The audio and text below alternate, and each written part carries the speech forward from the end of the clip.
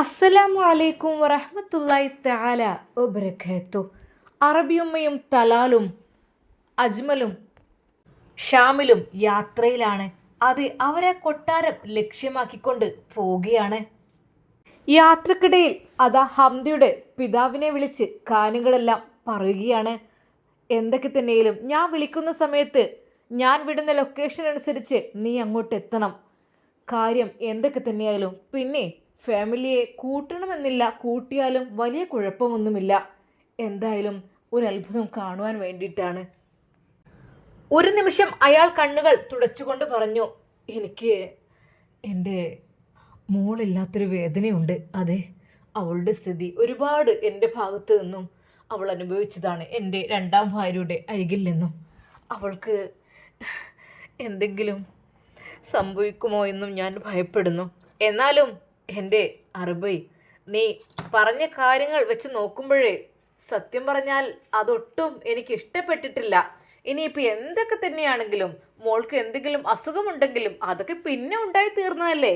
അങ്ങനെയൊക്കെയുള്ള മക്കളെ ഒരു പ്രായമായ ആളെ കൊണ്ട് വിവാഹം കഴിപ്പിക്കുക എന്നൊക്കെ പറഞ്ഞാൽ പിതാവായ നിനക്ക് അല്പമെങ്കിലും മകളോട് സ്നേഹമുണ്ടെങ്കിൽ അങ്ങനെ ചെയ്യോ?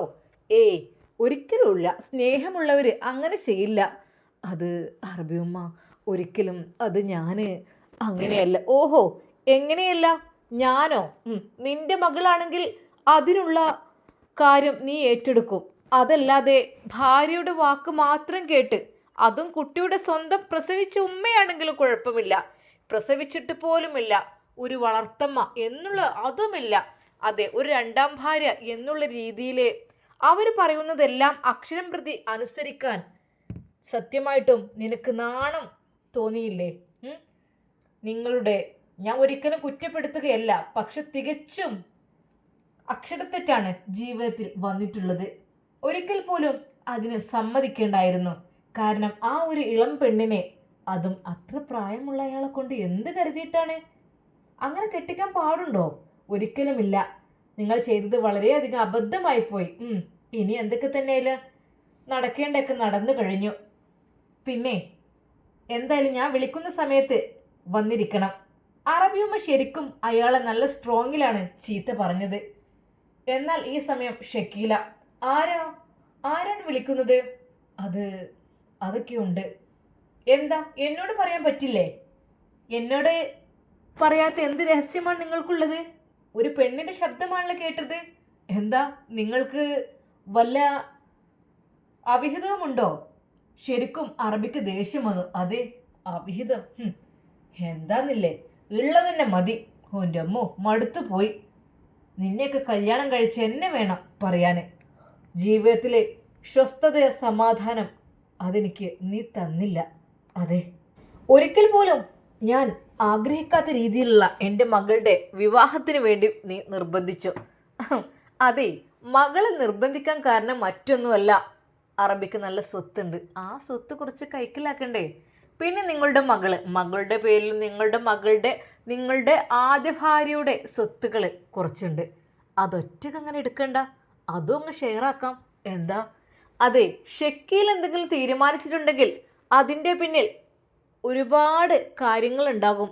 നിങ്ങളെ ഞാൻ എന്തുകൊണ്ടാണ് വിവാഹം കഴിച്ചത് അത് നിങ്ങൾക്ക് മനസ്സിലായോ?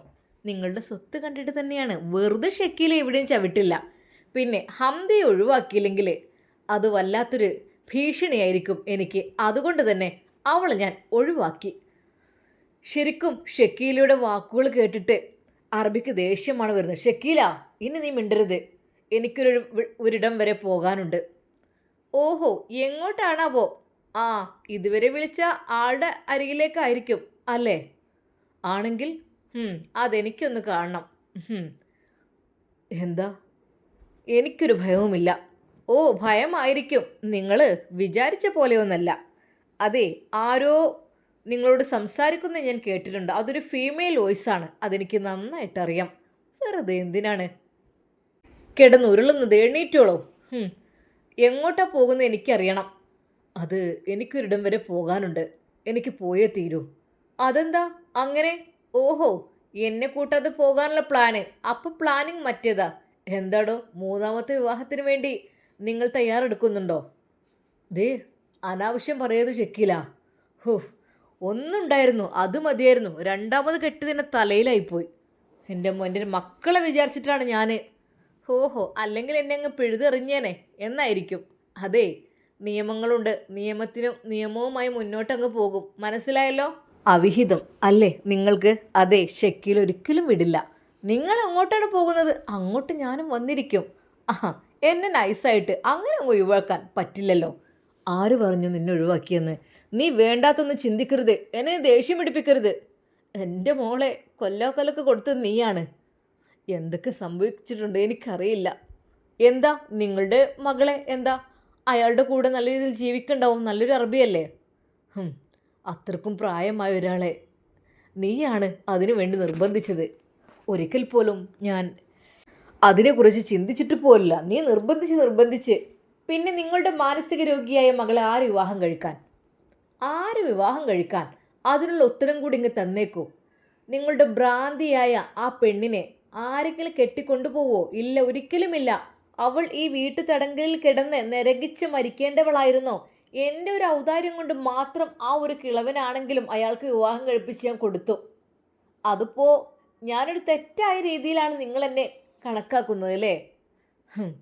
നിന്റെ പിന്നിൽ പല ലക്ഷ്യങ്ങളും ഉണ്ടെന്ന് നീ തന്നെയല്ലേ പറഞ്ഞത്? ഓ, അങ്ങനെ.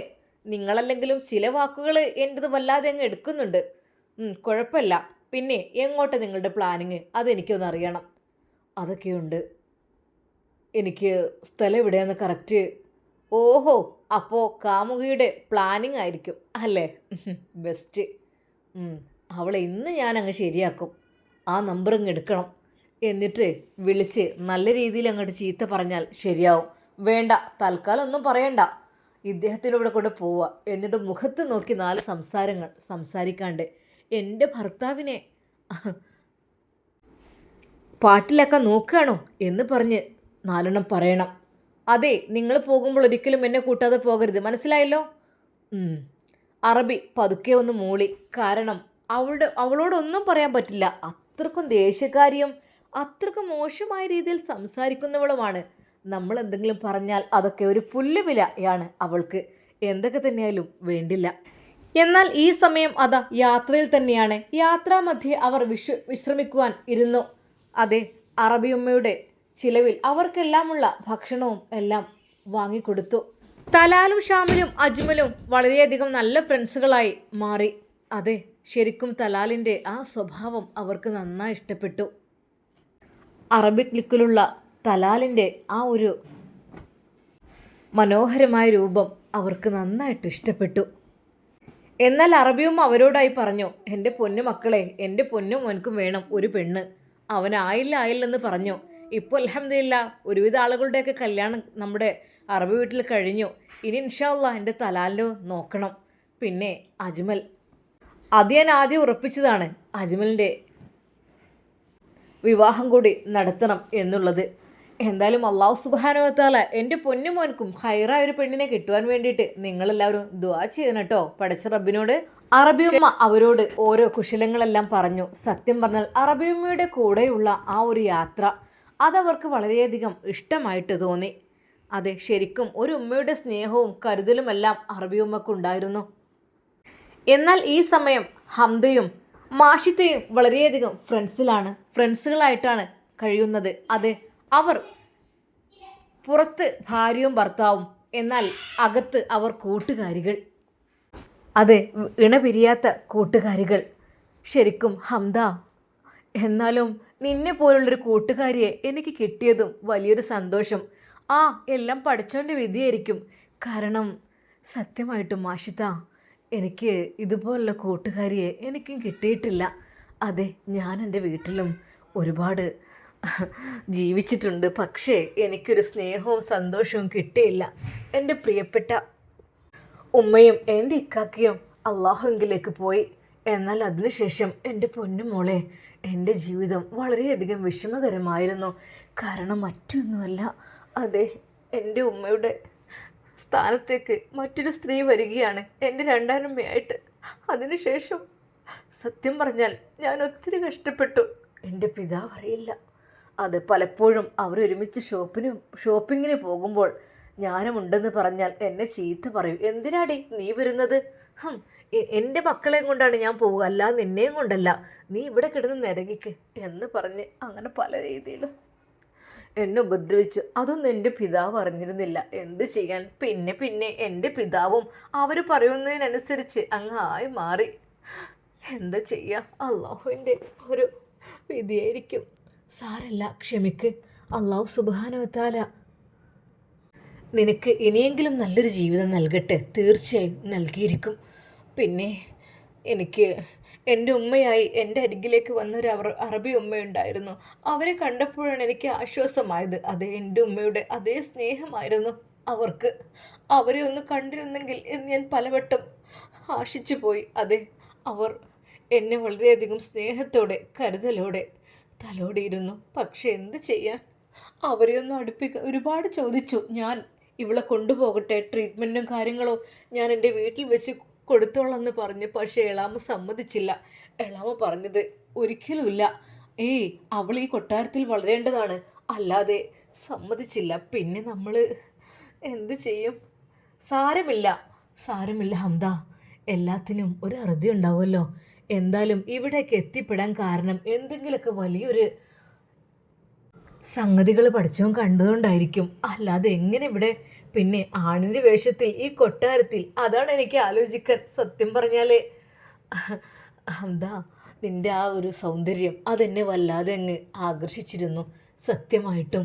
അതുകൊണ്ടാണ് ഞാൻ, എല്ലാവരും എന്നെ എതിർത്തിരുന്നു. പക്ഷേ ഇപ്പോഴെനിക്ക് കാര്യങ്ങളെല്ലാം മനസ്സിലായപ്പോൾ നിന്നോട് ഹംദ എനിക്ക് കൂടുതൽ സ്നേഹം തോന്നുകയാണ്. അവിടുത്തെ മാഷിത്ത രാജകുമാരിക്കും നല്ല സ്വഭാവം തന്നെയായിരുന്നു. സത്യം പറഞ്ഞാൽ അതാ ഹംദ വിചാരിക്കണം, അല്ലാ, നീ ഇത്രക്കും നല്ലൊരു കൂട്ടുകാരി എനിക്ക് തന്നല്ലോ റഹ്മാനെ. എന്നോട് അത്രക്കും സ്നേഹമാണ്. അവരുടെ ചിരിയും കളിയും സംസാരവും കേൾക്കുമ്പോൾ എല്ലാവർക്കും തോന്നിപ്പോവും, ഓ മാഷാ അല്ലാ, എത്രമാത്രം സന്തുഷ്ടമാണ് അവരുടെ ആ ഒരു ജീവിതമെന്ന്. അതെ, പുറത്തവർ ശരിക്കും ഭാര്യ ഭർത്താവിനെ പോലെ ആൺവേഷത്തിൽ തന്നെയായിരുന്നു ഹംദ നടന്നിരുന്നത്. എന്നാൽ അവൻ്റെ കൈകളിൽ കോർത്ത് ചിരിച്ചു കളിച്ചുകൊണ്ട് മാഷിത്തയും വരുമ്പോൾ അവിടുത്തെ അറബിയും അറബിച്ചയും പറഞ്ഞു, നല്ല ചേർച്ചയുണ്ട് മക്കള്, പക്ഷേ അവരുടെ യഥാർത്ഥമായിട്ടുള്ളതൊന്നും നമ്മൾ അറിഞ്ഞിട്ടില്ല. എന്തായാലും വെയിറ്റ് ചെയ്യാം അല്ലേ? 2-3 ദിവസം കൂടി വെയിറ്റ് ചെയ്തിട്ട് ഇൻഷാ അല്ലാ ആളുകളൊക്കെ അവിടെ കുടുംബങ്ങൾ അപ്പോഴുമുണ്ട്. അവർക്കുള്ള എല്ലാ ഫുഡും കാര്യങ്ങളും എല്ലാം അവിടെ ഒരുക്കുന്നുമുണ്ട്. അവിടുത്തെ ആ ഒരു ആചാരപ്രകാരം അതങ്ങനെയാണ്. വളരെയധികം സ്നേഹത്തോടെ അവർ സംസാരിക്കുന്നതും ചിരിക്കുന്നതും കളിക്കുന്നതും കാണുമ്പോൾ എല്ലാവർക്കും പലതും തോന്നിയിട്ടുണ്ട്.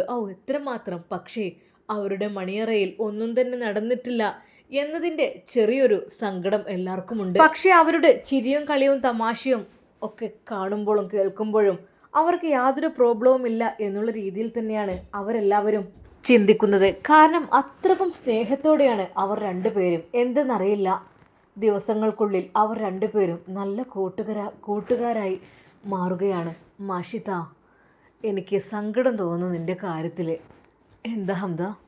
അല്ലേ, നീ ആഗ്രഹിച്ച അത് സാരമില്ലടി. അല്ല, എന്നാലും എനിക്ക് എൻ്റെ മനസ്സ് വല്ലാതെ വേദനിക്കുകയാണ് നിൻ്റെ കാര്യം ആലോചിച്ചിട്ട്. എത്ര പ്രതീക്ഷയോടെയാണ് നീ വിവാഹ ജീവിതത്തിലേക്ക് കടന്നു വന്നത്. എന്നാൽ ഫസ്റ്റ് നൈറ്റിൽ തന്നെ ഞാൻ ഈ കാര്യം പറഞ്ഞപ്പോൾ നീ ശരിക്കും ഞെട്ടിപ്പോയില്ലേ? ആദ്യം ഞാനൊന്ന് ഞെട്ടി, പിന്നീട് ഞാൻ എൻ്റെ മനസ്സിനെ പറഞ്ഞു ബോധിപ്പിച്ചു എൻ്റെ ഹംദ. അതെ, ഞാൻ അത് ഉൾക്കൊള്ളേ തീരൂ, അല്ലാതെ വെറുമൊരു സ്വപ്നമല്ലല്ലോ, ഇത് യഥാർത്ഥ സംഭവമല്ലേ. അതെ, പറഞ്ഞങ്ങ് പഠിപ്പിച്ചപ്പോൾ ശരിയായി, ഇപ്പോൾ കുഴപ്പമില്ല. എങ്കിലും എൻ്റെ പ്രിയപ്പെട്ട മാഷിത്ത, നിനക്ക് വേണ്ടി കെട്ടിയുണ്ടാക്കിയ ഈ ഒരു മനോഹരമായ പന്തൽ, അതെ, ഇതിൽ ഒരുപാട് ആളുകൾ കണ്ടത്, ഒരുപാട് ആളുകളെ ക്ഷണിച്ചത്, ഇത്രയധികം ഫുഡും കാര്യങ്ങളൊക്കെ ഉണ്ടാക്കുന്നത് നിൻ്റെ വിവാഹത്തിന് വേണ്ടിയിട്ടാണ്. ഈ ഒരു വിവാഹം ഇല്ലെന്നറിയുമ്പോൾ അത് വല്ലാത്തൊരു വിഷമാവില്ലേ? അതെൻ്റെ പക്ഷേ എൻ്റെ മാതാപിതാക്കൾക്കുണ്ടാകുമായിരിക്കും. പക്ഷേ എനിക്കതില്ല. എനിക്ക് എൻ്റെ ഹംദ രക്ഷപ്പെട്ടാൽ മതി, അത് മാത്രമാണ് എനിക്കുള്ള ചിന്ത. മാഷിത്ത, സത്യമായിട്ടും നിൻ്റെ സ്നേഹത്തിന് മുമ്പിൽ ഞാൻ സാരമില്ല. എന്നാൽ നിൻ്റെ ജീവിതം, നീ ഒരുപാട് കഷ്ടപ്പെട്ടതല്ലേ, ഒരുപാട് കഷ്ടപ്പെട്ട് നീ ഇവിടെ എത്തിപ്പെട്ടു. അള്ളാഹുവിൻ്റെ വിധി അങ്ങനെയാണെങ്കിൽ നീ നിൻ്റെ നീ സ്നേഹിക്കുന്ന നിൻ്റെ പ്രിയപ്പെട്ട ചെക്കനെ ഇവിടുന്ന് കണ്ടുമുട്ടുകയും ചെയ്തു. അതുതന്നെയല്ലേ ഭാഗ്യം. അതെ, ഈ പന്തലിൽ വെച്ച് നിൻ്റെ വിവാഹം നടക്കണം. അതാണ് ഞാൻ ആഗ്രഹിക്കുന്നത്. സത്യമായിട്ടും ഈ പന്തലിൽ വെച്ച് നിൻ്റെ അജ്മൽ തിരിച്ചു വരാനായോ? വരുമായിരിക്കും 2 ദിവസത്തിനൊക്കെ ഉള്ളിൽ. ഓ, സത്യം പറഞ്ഞാൽ എനിക്ക് സങ്കടം തോന്നുന്നുണ്ട് കേട്ടോ. കാരണം നീ പോകുക എന്ന് പറഞ്ഞപ്പോൾ അത് എന്തായാലും അജ്മൽ, അള്ളാഹുവിൻ്റെ വിധി എങ്ങനെ വെച്ചാൽ അത് നടക്കും. എങ്കിലും എനിക്ക് മാഷിത്തിയുടെ കാര്യത്തിലും വല്ലാത്ത സങ്കടമുണ്ട്. ഒരു നിമിഷം ഹംദ പടച്ച റബ്ബിനോട് പ്രാർത്ഥിച്ചു, അല്ലാ, ഈ ഒരു പന്തലിൽ വെച്ച് അവളുടെ വിവാഹം കഴിക്കുവാൻ ഒരു ചാൻസ് ഉണ്ടായിരുന്നെങ്കിൽ എനിക്ക് ഇതിപ്പോൾ എൻ്റെ കല്യാണം നടക്കും, അവളുടെ നടക്കില്ല എന്നുള്ള രീതിയിലാകുമ്പോൾ അത് വല്ലാത്തൊരു സങ്കടമാണ്. അതെ, എനിക്ക് സന്തോഷമുണ്ടാകുമ്പോൾ അവൾക്ക് ദുഃഖമാണ് ഉണ്ടാകുന്നത്. റബ്ബേ, അവളുടെ ജീവിതത്തിലും നീ സന്തോഷം കൊടുക്ക റബ്ബേ. അവൾ അതായിരുന്നു പ്രാർത്ഥിച്ചിരുന്നത്. എന്നാൽ അതാ ആ ദിവസവും അവർ 2 പേരും ആ മണിയറയിലേക്ക് പ്രവേശിക്കുകയാണ്. പതിവ് പോലെ അവൾക്കുള്ള പാലും പലഹാരങ്ങളുമെല്ലാം അതാ അവിടേക്ക് കൊണ്ടുവരുന്നു. 2 പേരും സന്തോഷത്തോടു കൂടി കഴിഞ്ഞോളൂ, ബാറക്കല്ലാഹു ലക്കും എന്ന് പറഞ്ഞുകൊണ്ട് അവർ അതാ നല്ല രീതിയിൽ അവർ ബെഡ്റൂമിലേക്ക് പറഞ്ഞയക്കുകയാണ്. അന്നും ബെഡ്റൂമിലെത്തിയപ്പോൾ അവർ ഒരുപാട് ചിരിച്ചു. അതെ, എന്താലേ അവസ്ഥ, എല്ലാവരും കാത്തിരിക്കുകയാണ്. എന്താ നമ്മൾ ചെയ്യുക? തൽക്കാലം രക്ഷപ്പെടാൻ വേണ്ടിയിട്ട് എന്ത് ചെയ്യാൻ? എന്തായാലും എൻ്റെ പ്രിയപ്പെട്ട ഹംദ, നീ എൻ്റെ കൂടെ ഉണ്ടാകുമ്പോഴത്തേന് എനിക്ക് വല്ലാത്തൊരു സന്തോഷമാണ്. പക്ഷെ നീ പോയി കഴിഞ്ഞാൽ എനിക്ക് ദുഃഖമായിരിക്കും കേട്ടോ. സാരല്ല, ഞാനും തന്നെ ഒരു അറബി വംശത്തിൽ പെട്ടത് തന്നെയല്ലേ. പക്ഷേ എനിക്ക് ജീവിതത്തിൽ സമാധാനം ഉണ്ടായിട്ടില്ല എന്ന് മാത്രം. പക്ഷേ ഇവിടെ എത്തിയപ്പോൾ എനിക്ക് വല്ലാത്ത സമാധാനമാണ്. പിന്നെ ഉമ്മുൽ ഖൈർ എന്നൊരു സ്ത്രീയുണ്ട്, ആ അറബിച്ചി. അതെ, അവരെന്നെ നല്ല രീതിയിൽ സംരക്ഷിച്ചിട്ടുണ്ട് കേട്ടോ. അവരാണ് ഞാനിവിടെ എത്താനൊക്കെയുള്ള കാരണക്കാരി. അല്പം വഴി പിഴച്ചതൊക്കെ തന്നെ എങ്കിലും അൽഹംദുലില്ലാ ഞാനിവിടെ എത്തിപ്പെട്ടല്ലോ. അതും വലിയൊരു ഭാഗ്യം. ഇവിടെ എത്തിയപ്പോഴല്ലേ എനിക്ക് അജ്മലിനെ കാണാനും കഴിഞ്ഞത്. അതും എൻ്റെ വല്ലാത്തൊരു ഭാഗ്യം തന്നെയാണ്. ആ രാത്രിയും അവർ അവിടെ ചിലവഴിക്കുകയാണ്. എന്നാൽ അതാ ഈ സമയം അറബി ഉമ്മയും തലാലും അതാ അജ്മലും ഷാമിലും എത്തുകയാണ്. നേരെ അതാ അജ്മൽ തൻ്റെ അറബിയോട് കാര്യങ്ങളെല്ലാം പറയുന്നു. അതെ, ഇവിടേക്ക് വിശേഷപ്പെട്ട ഒരു അറബിച്ചി ഉമ്മ വരുന്നുണ്ട്. അതെ, അവർ വളരെയധികം വലിയൊരു സ്ഥാനത്തുള്ള സ്ത്രീയാണ്. അതുകൊണ്ട് തന്നെ അവരെ നല്ല രീതിയിൽ നമുക്ക് ബഹുമാനിക്കണം. പെട്ടെന്ന് അവരതാ തമ്മിൽ കണ്ടുമുട്ടുകയാണ്. ശരിക്കും അത്ഭുതപ്പെട്ടു. പടച്ചോനെ, ഈ അറബിച്ചിയുടെ കീഴിലായിരുന്നല്ലോ ഞങ്ങളൊക്കെ നിന്നിരുന്നത്. അത് ശരിക്കും അവരോ? എന്നാൽ അവിടുത്തെ തൻ്റെ സ്നേഹിതൻ അറബിയോട്, അതായത് മാഷിത്തയുടെ പിതാവിനോട് കാര്യം പറയുന്നു. അതെ, അറിഞ്ഞോ, ഇങ്ങോട്ട് നമ്മളെ വീട്ടിലേക്കൊരു സ്പെഷ്യൽ ഗസ്റ്റ് വന്നിട്ടുണ്ട്. ആരാണ്? ഓർമ്മയില്ലേ? ഒരു അറബിയമ്മയുടെ. ഓ, അതോ, നമ്മളൊരുമിച്ച് നമ്മൾ അവരെ ബിസിനസ്സിലേക്ക്, അതെ, നമ്മൾ അവരുടെ കീഴിൽ ബിസിനസ്സിൽ ജോയിൻ ചെയ്യാൻ വേണ്ടി പോയിരുന്നു. ഓർമ്മയുണ്ട്. അതേ, വലിയ സാമ്രാജ്യത്തിനുടമ, ഒരുപാട് ബിസിനസ് സാമ്രാജ്യങ്ങൾ കെട്ടിപ്പടുത്ത ധീര വനിത. അതെ, ഒരുപാട് അങ്ങനെയൊക്കെ നമ്മളവിടെ പോയി നമ്മൾ ആ പാർട്ട്ണർഷിപ്പിൽ കൂട്ടിയൊക്കെ ചെയ്തു. അതെ, അതിനുശേഷമല്ലേ നമ്മളെല്ലാം വളർന്ന് ഇങ്ങനെ പന്തലിച്ചുണ്ടായത്. അവരോ? ശരിക്കും ആ അറബിക്ക് വിശ്വസിക്കാൻ കഴിഞ്ഞില്ല. നമ്മുടെ ഈ കൊട്ടാരത്തിലേക്കൊക്കെ അവർ വരികയെ. അവർ അത്ഭുതപ്പെടുകയാണ്. അറബിയും അങ്ങോട്ട് എത്തിയെന്ന് പറഞ്ഞപ്പോൾ അങ്ങനെ അതാ അവിടുത്തെ മാഷിത്തയുടെ പിതാവും അജ്മലിൻ്റെ അറബിയും കൂടെ അവരെ സ്വീകരിക്കുവാൻ വേണ്ടി അങ്ങോട്ട് ഇറങ്ങിച്ചെല്ലുന്നു. അതെ, വിചാരിച്ചതുപോലെ തന്നെ അവരുടെ അരുമയായ പുത്രൻ തലാലുമുണ്ട്. അസ്സലാമു അലൈക്കും യാ തലാൽ. ശരിക്കും അറബിയുമ്മയും തലാലും അത്ഭുതപ്പെട്ടു.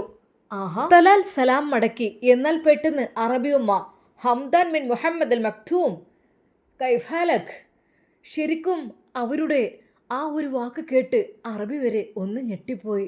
സെയ്ൻ, അൽഹംദുലില്ലാ, പ്രിയപ്പെട്ട ഞങ്ങളുടെ മേഡം കടന്നു വരൂ, ഞങ്ങളുടെ കൊട്ടാരത്തിലേക്ക് കടന്നു വരൂ. സ്നേഹത്തോടെ അതാ മാഷിത്തയുടെ പിതാവും അജ്മലിൻ്റെ അറബിയും അവരെ സ്നേഹത്തോടെ സ്വീകരിക്കുന്നു. ശരിക്കും പുലർച്ചെയായിരുന്നു അവരെത്തിയിരുന്നത്. Hamdan bin Mohammed Al Maktoum, എവിടെ, നിങ്ങളുടെ പുത്രി എവിടെ എന്നുള്ള ചോദ്യം.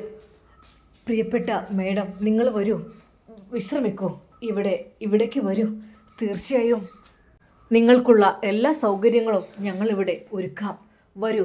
അങ്ങനത്തെ വിശാലമായ റൂമും സൗകര്യവുമെല്ലാം അറബി ഉമ്മക്കും തലാലിനൊക്കെ വേണ്ടി നൽകുന്നു. ശരിക്കും തലാലിനെ കണ്ട് അവരെല്ലാവരും നോക്കി. അല്ലെങ്കിലും അറബി രാജകുമാരന്മാർ അത് വല്ലാത്തൊരു മൊഞ്ച് തന്നെയാണല്ലേ. തലാലിനെ അവർക്ക് നല്ല രീതിയിൽ ഇഷ്ടപ്പെടുകയാണ്. തലാലിൻ്റെ ആ ഒരു സൗമ്യതയും സ്വഭാവവുമെല്ലാം അവർക്ക് നല്ല രീതിയിൽ ഇഷ്ടപ്പെട്ടു. അങ്ങനെ അവരെ എല്ലാവരും അതാ സ്വീകരിച്ച് അവർക്ക് വേണ്ടിയുള്ള എല്ലാ സൗകര്യങ്ങളും ചെയ്തു കൊടുത്തു. മേഡം, നല്ല ക്ഷീണം കാണും, നിങ്ങൾ ഉറങ്ങിക്കോളൂ. തൽക്കാലം സമയം പുലർച്ചെയായില്ലേ, അല്പസമയം വിശ്രമിച്ചോളൂ. ഇവിടെ കല്യാണത്തിൻ്റെ ഫംഗ്ഷനാണ്, എൻ്റെ മകളുടെ കല്യാണം നടക്കുകയാണ്. മാഷാ അല്ലാ, മബ്രൂക്ക്. അങ്ങനെ അതാ അവരെല്ലാവരും വിശ്രമിക്കുകയാണ്. അതെ, നേരം വെളുത്തു കഴിഞ്ഞാൽ എന്തായിരിക്കും സംഭവിക്കുക, ആരൊക്കെ കാണും, നമുക്ക് കാത്തിരുന്ന് കാണാം. അതുവരേക്കും എല്ലാവർക്കും അസ്സലാമു അലൈക്കും വറഹ്മത്തുള്ളാഹി തആല വബറകാതുഹു.